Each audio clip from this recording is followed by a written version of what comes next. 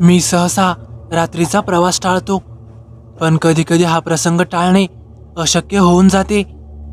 रात्री 12 नंतरची वेळ थोडी भीतीदायकच असते. एकतर ट्रॅफिक बेशिस्त, त्यात झोपेची झिंग टाळता येत नाही. खरं तर मला रात्री ड्रायव्हिंग करणे आवडते सुद्धा. आजकाल रस्ते अतिशय सुंदर आणि रमणीय झालेत. एखाद्या उद्यानातून फेरफटका मारल्यासारखं फील येतं. रात्री रेडियमच्या दिव्याची आरास मन आल्हाडून जाते. रस्त्याची क्वालिटी बदलली की महाराष्ट्र सुरू झाल्याचा भास होतो. त्या दिवशी एक साक्षगंधाचा कार्यक्रम आटोपून मी अमरावतीला यायला निघालो. मुक्काम करायचा खूप आग्रह झाला, पण त्याला दाद देणे आपल्या स्वभावात बसतच नाही. अगदी 10-10:30च्या सुमारास संसारवरून निघालो. गाडीत मी एकटाच. अशावेळी मला सोबत असते माझी स्वतःचीच.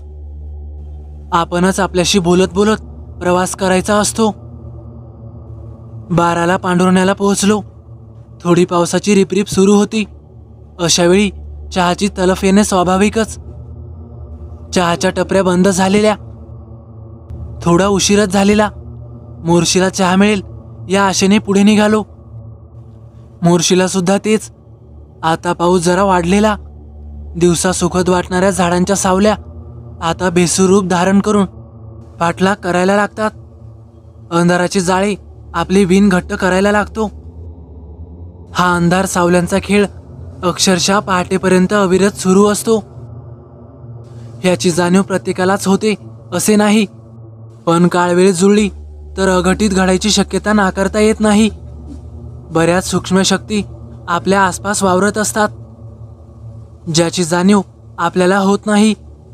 पण उगाच कधी कधी असा भास होतो, गाडी चालवताना कुणी आपला पाठलाग तर करत नाहीये असं उगाच वाटून जातं. नेहमीप्रमाणे माझं मनाशी संवाद करणे सुरू होतं. मोर्शीला चहा न मिळाल्याची खंत होतीच. लेहेगाव जवळ आले. 100 मीटरवर डाव्या बाजूला ट्रान्सफॉर्मरच्या बाजूला एका झोपडीवरचा टपरीत मिनमिनता दिवा दिसला. अचानक गाडीचे ब्रेक लागले. आता इथे चहा मिळेल अशी अंधुक आशा पल्लवित झाली. गाडी साईडला लावली. बाहेरूनच आवाज दिला. झोपडीच्या जीर्ण पाट्याचा दरवाजा अर्धवट उघडला. आतून एका म्हाताऱ्याने मला आत घेतलं. त्याची मुद्रा त्रासिकच होती. मी चहाबद्दल विचारलं असता त्याने अर्धवटच होकार भरला. म्हातारा बराच थकलेला दिसत होता. चेहऱ्यावर सुरकुत्यांचे जाळे पसरले होते. कंदिलाच्या प्रकाशात त्याच्या गळ्यातील मळकट ताईत मला स्पष्ट दिसत होतं. मला जवळच्याच बाकड्यावर त्याने बसायला सांगितलं आणि चहाची तयारी सुरू केली. त्याचा हात थरथरत होता. त्याला उगाच आपण त्रास देत आहो या भावनेने मी ओशाळलो, पण उपाय नव्हता. पाऊस आता थोडा मंदावला होता. म्हाताऱ्याने बिनदुधाचा चहा केला होता. आले टाकल्यामुळे त्या चहात सुद्धा अवीट गोडी होती. मला आतून कुण्यातरी महिलेचे कणणे स्पष्ट ऐकू येत होते. कसल्या तरी वेदनेने ती स्त्री विवळत होती. मी न राहून त्या म्हाताऱ्याला विचारलं, बाबा आत कोण आहे आणि तिला काय झालंय? त्यावर तो म्हणाला, जाऊ द्या साहेब, तुम्ही काय करणार? माझी सून आहे ती. तिचा नवरा म्हणजे माझा मुलगा 3 महिन्याआधी अशाच तुमच्यासारख्याच्या कारखाली गेला. तेव्हापासून कच खाल्ली तिने. रात्री बेरात्री पोटाच्या वेदनेने तडफडत असते ती.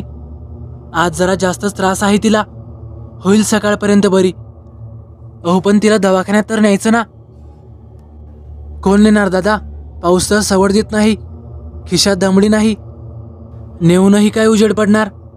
जाऊ द्या, जे नशिबात असेल ते होईन. तुम्ही कशाला त्रास करता? मी खजील झालो. या म्हाताऱ्याला थोडी तरी मदत करावी असे मनोमन वाटू लागले. बाबा, मी घेऊन जाईल तुम्हाला अमरावतीला सरकारी दवाखान्यात. ताईला तिथे भरती करू. औषधाचा खर्चही मी करतो. मग तर झालं. म्हातारा तयारच नव्हता. शेवटी खूप समजवल्यावर एकदाचा तो तयार झाला. त्याने सुनेला हात धरून बाहेर आणलं. सडपातळ शिडशिडीत बांध्याची कपाळाला पांढरी मळकट पट्टी बांधलेली, चेहरा थकलेला, मंद झालेला, डोळे खोल खोबणीत रुतलेले. आणि तिच्यासोबतच बोट धरून 2-2.5 वर्षाचा तुरतुरीत त्या म्हाताऱ्याचा नातू. दरवाजाची कडी व कुलूप लावून माझ्या बाजूच्या सीटवर म्हातारा बसला. त्याची सून आणि नातू मागे बसले. गाडीचे दरवाजे मी नीट बंद केले आणि आमची गाडी आता अमरावतीच्या दिशेने निघाली. आता पाऊस जवळपास थांबला होता. अनोळखी लोकांना आपण गाडीत नेत आहोत ही जाणीव मला अस्वस्थ करीत होतीच, पण उपाय नव्हता. सहकार्याची भावना मला सुखावत सुद्धा होती. गाडी नांदगावजवळ आली. अमरावतीच्या दिव्यांची रोषणाई मला आता दिलासा देत होती. मी मागे बघितले. बाहेरच्या दिव्यांच्या उजेडामुळे आता त्या महिलेचा चेहरा मला स्पष्ट दिसत होता. तिच्या चेहऱ्यावर कृतार्थतेचे भाव होते. मी गाडीत असलेले चॉकलेट त्या छोट्या मुलाला दिले. तो आता खुशीत येऊन त्याच्या आईसोबत कुजबुजत होता. इरविन चौकातून मी गाडी सरळ डर्फिनला वळवली. रात्रीचे 1:30 वाजले होते. खूप आरडाओरडा केल्यावर गार्डने गेट उघडले. त्यांना गाडीतच सोडून मी OPDला आलो. फॉर्म भरायचा होता, पण मला पेशंटचे नाव माहीत नव्हते. फॉर्म अर्धवट भरून मी त्या म्हाताऱ्याला, त्याच्या सुनेला आणि नातवाला आत बोलवलं. कुणी सुधा नावाची नर्स त्या म्हाताऱ्याच्या सुनेला आत वॉर्डमध्ये घेऊन गेली. म्हाताऱ्याने सुनेचे नाव यशोदा देठे असे काहीसे सांगितले होते. लवकरच मी ते नावसुद्धा विसरून गेलो. सुधा सिस्टरने खूप मदत केली. तिने तिला वॉर्ड 3मध्ये ॲडमिट केल्याचे सांगितले. मी तिचे मनापासून आभार मानले. वॉर्ड 3मधील डॉक्टर साळुंखे ते सुद्धा मला भेटले आणि काळजी न करण्याचे सांगितले. आता मी बिनधास्त झालो होतो. म्हाताऱ्याने बाहेर आपली अंथरी पसरली. तो आणि त्याचा नातू आता बाहेर छान विसावले होते. मी दुसऱ्या दिवशी पुन्हा येण्याचे आश्वासन दिले. त्याच्या हातात 200 रुपयाची नोट दिली आणि घरी जायला निघालो. परतायला आता बराच वेळ झाला. अशा वेळी मी घरी माझे असे उपद्व्याप सांगत नसतो. मला उशीर झाल्याने ही काळजीतच होती. पुन्हा फोन केला नसल्याने जाम वैतागलीही होती. मी नेटवर्क नसल्याची सबब सांगितली. कसेबसे जेवण उरकले आणि निजायची तयारी करायला लागलो. मात्र झोप येत नव्हती. म्हाताऱ्याच्या सुनेचा चेहरा सारखा डोळ्यासमोर येत होता.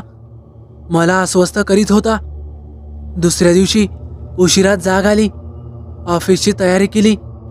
मग मात्र ऑफिसच्या व्यापात कालची घटना विसरून सुद्धा गेलो. दुसरा दिवससुद्धा तसाच गडबडीत निघून गेला. तिसऱ्या दिवशी मात्र नकळतच माझी गाडी ड्रफिनला पोहोचली. मी OPDमध्ये चौकशी केली. यशोदा नाव सांगितलं. परवाची ॲडमिट करण्याची वेळही सांगितली, पण ते नाव रजिस्टरमध्ये नव्हतंच. आणि आश्चर्य म्हणजे सुधा नावाची कुणीच नर्स ड्युटीवर नसल्याचे सांगितले. मी विचारात पडलो. आता एकमात्र डॉक्टर साळुंकेचा आधार होता. पण डॉक्टर साळुंकेचे नाव घेतले तर ड्रफिनचा स्टाफ मला काही सांगायला टाळत होता. बरीच चौकशी केल्यानंतर मला कळाले की डॉक्टर साळुंके 3 महिन्याआधीच एका कार ॲक्सिडेंटमध्ये जखमी झाले आणि सध्या ड्युटीवर नाहीत. मला जरा धक्काच बसला. मी तर परवा त्यांच्याशी बोललो सुद्धा होतो. ड्युटी डॉक्टरांनी माझी मनस्थिती लक्षात घेतली आणि मला म्हणाले, सर, कदाचित तुम्ही त्यांना इरविनमध्ये ॲडमिट केलं असणार. झोपेच्या गुंगीत तुमच्या लक्षात आले नसणार. एकदा तिथे जाऊन तर बघा. मी गोंधळलो. मला नक्की माहीत होतं मी त्यांना इथेच आणले होते. या बाहेरील बेंचपाशीच त्या म्हाताऱ्याने आपले अंथरूण टाकले होते. मी विचार करायला लागलो. दुपारचे 2 वाजले होते. मी कुठलाही विचार न करता तडक इरविनला निघालो. तिथे माझ्या ओळखीचे डॉक्टर सबाने होते. त्यांना हा सर्व प्रकार सांगितला. त्यावर ते म्हणाले, आता बस झाले आणि याची जास्त चिरफाड न करायचा सल्ला दिला. पण मन तयार नव्हते. शेवटी सबाने मला OPDला घेऊन गेले. रजिस्टर बघितले, पण त्यातही मी सांगितलेल्या वेळी कुणीही यशोदा देठे नावाची एकही पेशंट ॲडमिट झाल्याची कोणतीही नोंद नव्हती. मी चक्रावलो. खिशातील बीपीचे औषधं घेतले. कपाळावरील घाम पुसला. डॉक्टर सबानेने मला सबुरीचा सल्ला दिला. आम्ही दोघे मुख्य डॉक्टरच्या चेंबरमध्ये गेलो. डॉक्टर पाठक सरांना मी सर्व प्रकार सांगितला. पाठक सरांनी आम्हाला चहा मागवला. डॉक्टर पाठक माझी चिलबिचल पाहून शांत होते. त्यांनी मला शांत व्हायला सांगितले. त्यांनी ड्रॉवरमध्ये कुठल्या तरी पेपरची शोधाशोध केली. मला थोडं बाहेर जायला सांगितलं. मी अस्वस्थ अर्धा तास तरी बाहेर उभा होतो. अर्ध्या तासानंतर ते दोघेही बाहेर आले. डॉक्टर पाठकने माझ्या खांद्यावर हात ठेवला आणि हळू आवाजात म्हणाले, हे बघा, तुम्ही जास्त विचार करू नका. काय झाले हे माझ्या पूर्णपणे लक्षात आले आहे, पण मला थोडा वेळ द्या. उद्या दुपारी ह्याच वेळी तुम्ही दोघेही माझ्याकडे या. सबाने, तुम्ही यांना घरी घेऊन जा. मी पूर्ण चौकशी करतो. मी घरी जायला निघालो. डोक्यात असंख्य विचार घोंगावत होते. पाय थरथरत होते. घरी आलो. अंगात थोडा तापसुद्धा भरला होता. घरी आल्यावर हिला सारे सांगणे क्रमप्राप्तच होते. हिने मला आता यानंतर असे उपद्व्याप न करायचा सल्ला दिला आणि दुसऱ्या दिवशी पुन्हा इरविनला न जायची तंबीसुद्धा दिली. दुसऱ्या दिवशी डॉक्टर सबानेचा फोन आला. मी हिला न सांगता ऑफिसमध्ये जायची सबब सांगून इरविनकडे निघालो. दोघेही डॉक्टर्स माझी वाटच बघत होते. डॉक्टर पाठकांनी ड्रॉवरमधून एक फाईल काढली. मला बघायला दिली. त्यात पेपरचे कात्रण आणि काही फोटो होते. पहिल्याच फोटोत मला तो म्हातारा दिसला.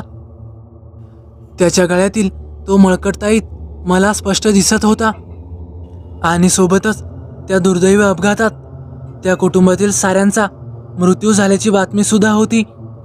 फोटोत यशोदा, तिचं 2 वर्षाचं मूल आणि नवरा स्पष्ट दिसत होता आणि डॉक्टर साळुंखे अटक झाल्याची बातमीसुद्धा होती.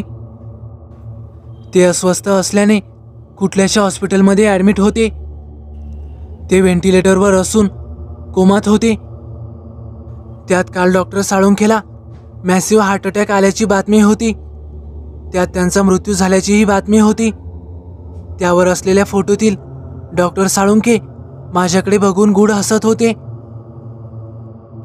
मला या सर्वेवर विश्वास बसत नव्हता. हे सर्व वाचून माझ्या पायाखालची तर जमीनच सरकली होती.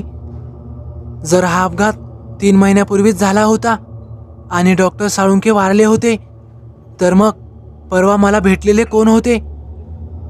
तो म्हातारा, त्याची सून, त्याचा नातू, ती नर्स आणि डॉक्टर साळुंखे हे नेमके होते तरी कोण? मला काहीही कळायला मार्ग नव्हता. कसंबसं मी स्वतःला सावरत हॉस्पिटलमधून बाहेर पडलो.